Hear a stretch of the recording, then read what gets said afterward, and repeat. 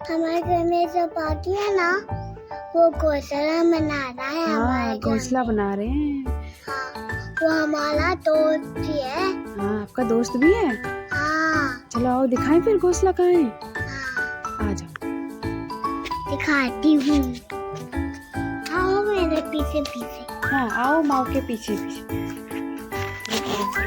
उधर मत जाओ, उधर पाखी आएगा अभी। हटो पीछे, हटो पीछे, हटो।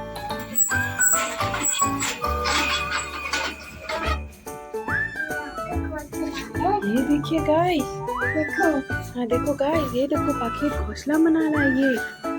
ये ना पाखी एक घोंसला बना रहा है। देखना कुछ दिन बाद ना इसमें अंडे देगी घोंसला।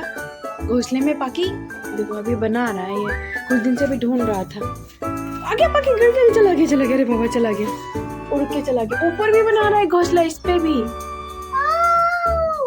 हाँ मैंने बोला था। अरे वो मुझे उधर आया था। हाँ, वो घोंसला बना अभी आया था, अभी देखना फिर से आएगा। वो अभी आएगा फिर से। वो देखो आया, वो देखो आया, वो देखो गाइस, वो देखो, हाँ वो देखो गाइस, देखो पाखी घोंसला। हाँ अभी फिर से आएगा। वो घोंसला बनाने के लिए ना वो लेके आ रहा है अपने मुंह में भर भर के, घोंसला बनाने के लिए ना।